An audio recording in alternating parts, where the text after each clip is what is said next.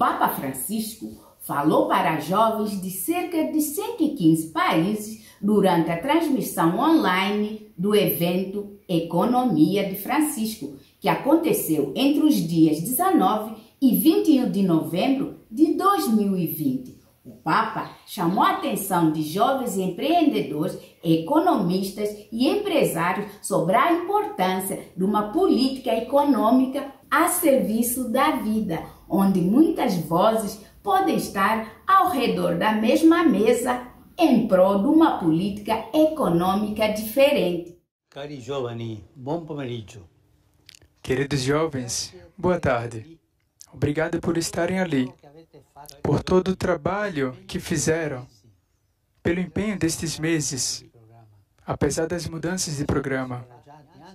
Vocês não desanimaram, pelo contrário, notei o nível de reflexão, a qualidade, a seriedade e a responsabilidade com que trabalharam. Não se descuidaram de nada que lhes causa alegria, preocupação, indignação e que os impulsiona a mudar. A ideia original era encontrarmos-nos em Assis, para nos inspirarmos nos passos de São Francisco, do crucifixo de São Damião e de outras faces, como a do leproso. O Senhor foi a seu encontro, chamou e confiou-lhe uma missão, despojou dos ídolos que o isolavam, das perplexidades que o paralisavam e fechavam na fraqueza usual de sempre foi feito assim. Isso é uma fraqueza? Ou a doce e insatisfeita tristeza de quem vive só para si. E lhe deu a capacidade de cantar um canto de louvor, expressão de alegria, liberdade e entrega. Portanto, este encontro virtual em Assis, para mim não é um ponto de chegada, mas o impulso inicial de um processo que somos convidados a viver como vocação, como cultura e como pacto.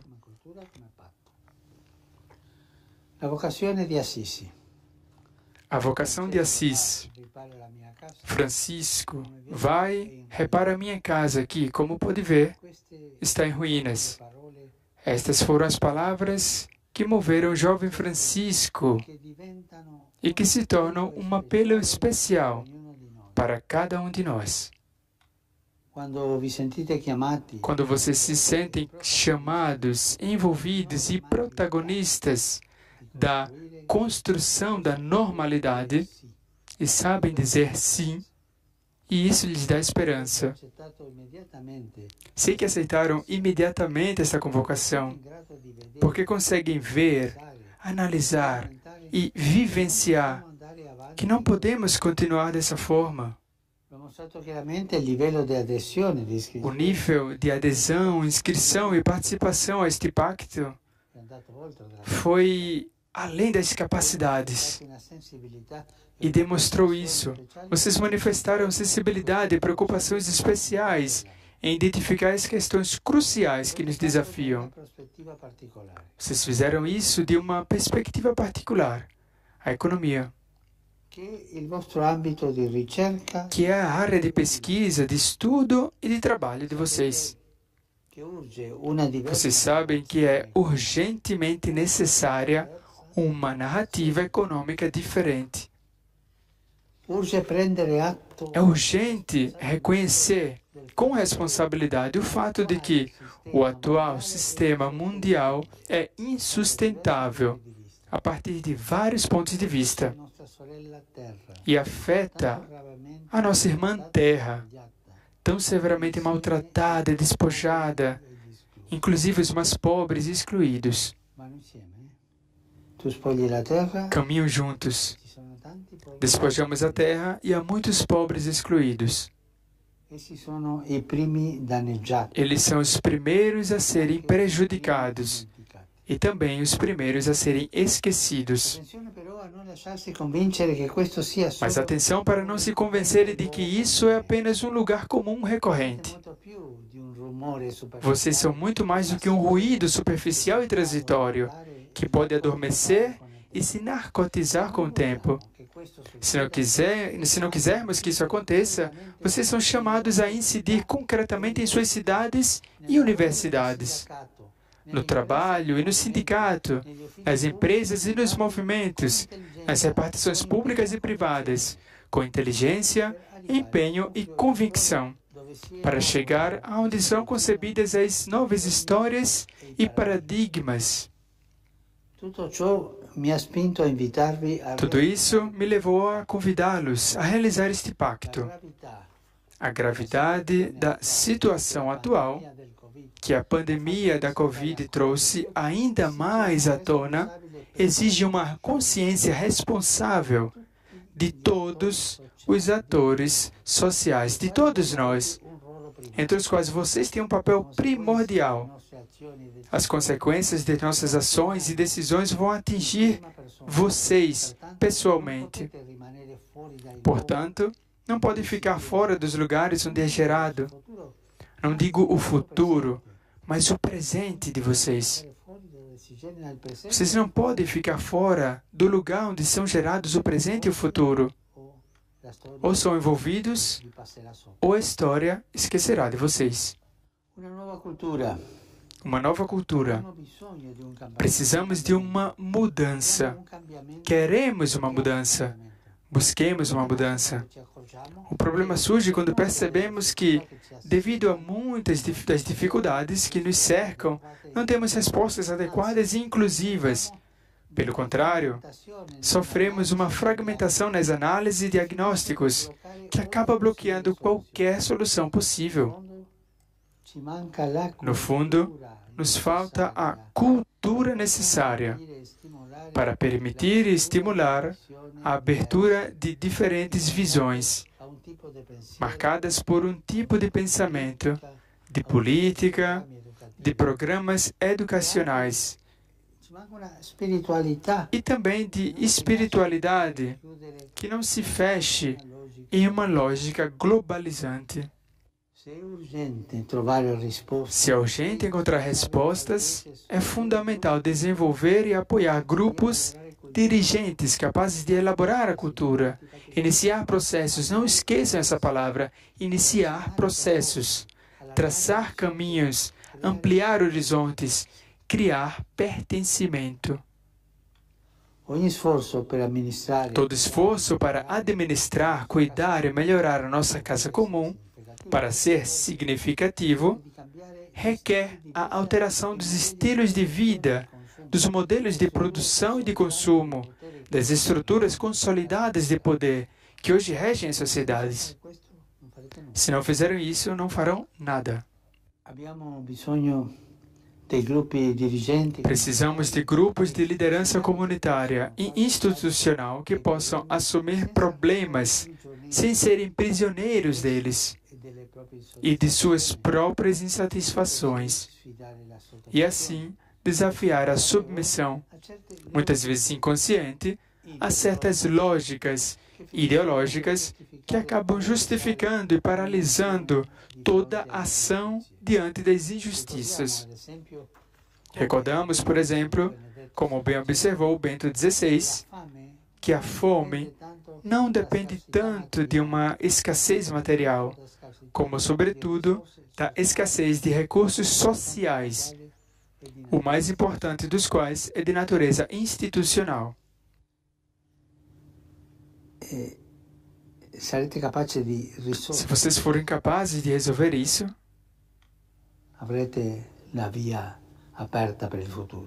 terão um caminho aberto para o futuro. Repito o pensamento do Papa Bento XVI.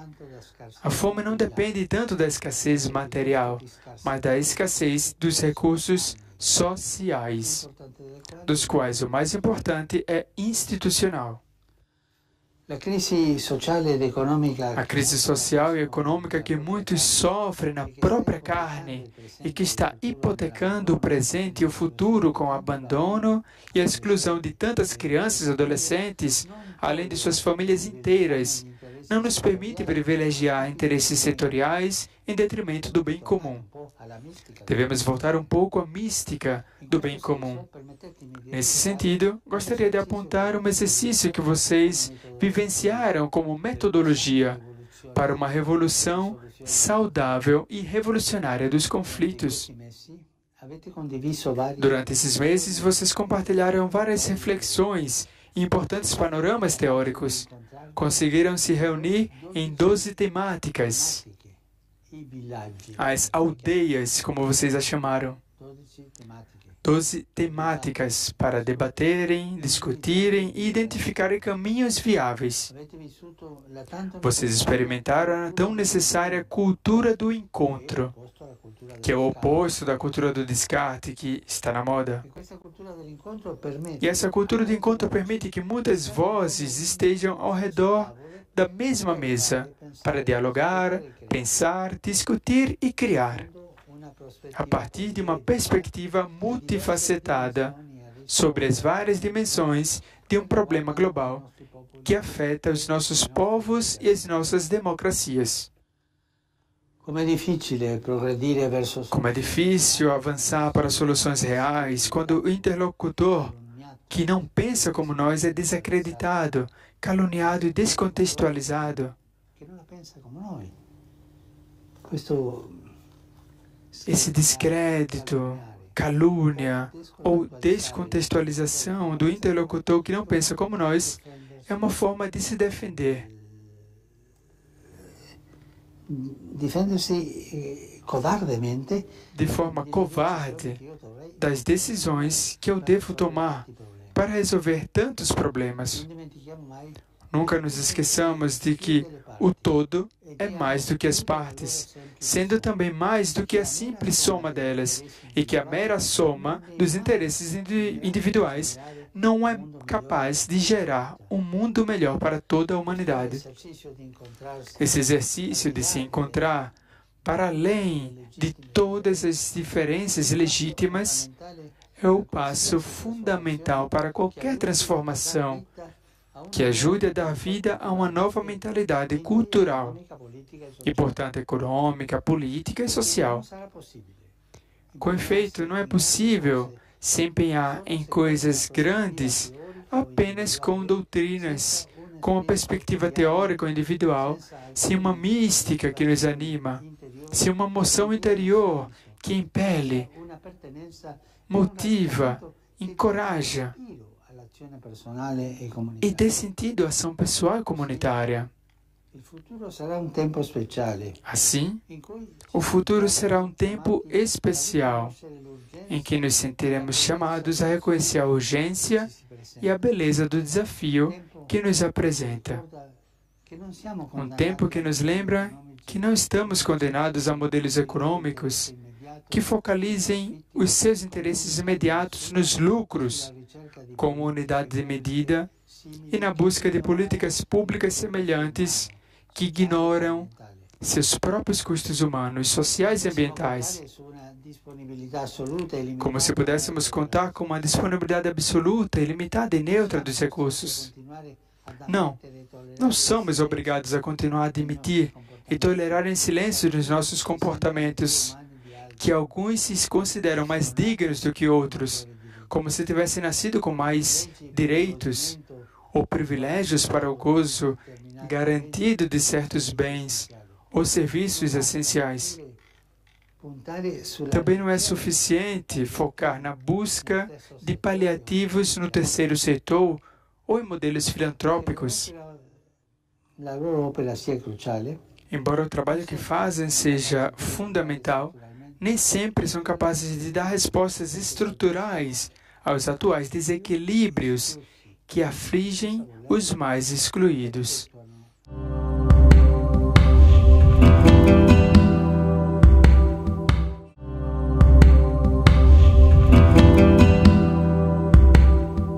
E involuntariamente perpetuam as injustiças que pretendem combater. Na verdade, não se trata única ou exclusivamente de atender às necessidades mais essenciais de nossos irmãos. É necessário aceitar estruturalmente que os pobres têm dignidade suficiente para estarem nos nossos encontros, participarem das nossas discussões e levarem o pão para suas casas. E isso é muito mais do que assistencialismo. Estamos falando de uma conversão e transformação das nossas prioridades e do lugar do outro em nossas políticas e na ordem social. Em pleno século XXI, já não se trata simplesmente do fenômeno da exploração e opressão, mas de uma realidade nova. Com a exclusão, fere-se na própria raiz a pertença à sociedade onde se vive, pois que vive nas favelas, na periferia ou sem poder, já não está nela, mas fora. Estejam atentos a isso. Com a exclusão, a própria raiz do pertencimento à sociedade em que vocês vivem é atingida, pois nela vocês não estão na favela, na periferia ou sem poder, mas sim fora. É a cultura do descarte, que não só descarta, mas também obriga a viver no próprio lixo, que se tornam invisíveis além do mundo e desse muro da indiferença e do conforto. Lembro-me da primeira vez que vi um bairro fechado. Não sabia que existiam. Foi em 1970. Tive que visitar alguns noviços da companhia e cheguei a um país. E depois, passando pela cidade, me disseram: não se pode ir ali, porque aquele é um bairro fechado. Dentro havia muros e dentro tinham casas, ruas, mas tudo fechado. Isto é, um bairro que vivia na indiferença. Impressionou-me muito ver isso. Mas então isso cresceu e estava por toda parte. Mas eu pergunto, o seu coração é como um bairro fechado?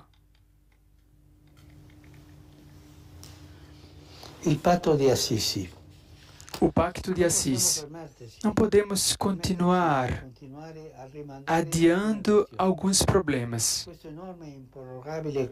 Essa imensa e urgente tarefa requer um compromisso generoso na esfera cultural, na formação acadêmica e na pesquisa científica, sem se perder em modas intelectuais ou posturas ideológicas que são ilhas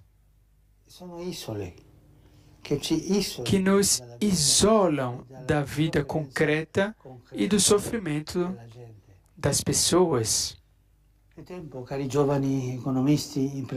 Chegou a hora, queridos jovens economistas, empresários, trabalhadores e administradores de empresas, de usarmos o risco de encorajar e estimular modelos de desenvolvimento, de progresso e de sustentabilidade, em que as pessoas, especialmente os excluídos, e entre eles também a Irmã Terra, deixam de ser, na melhor das hipóteses, uma presença puramente nominal, técnica ou funcional, para se tornarem protagonistas de suas vidas e de todo o tecido social.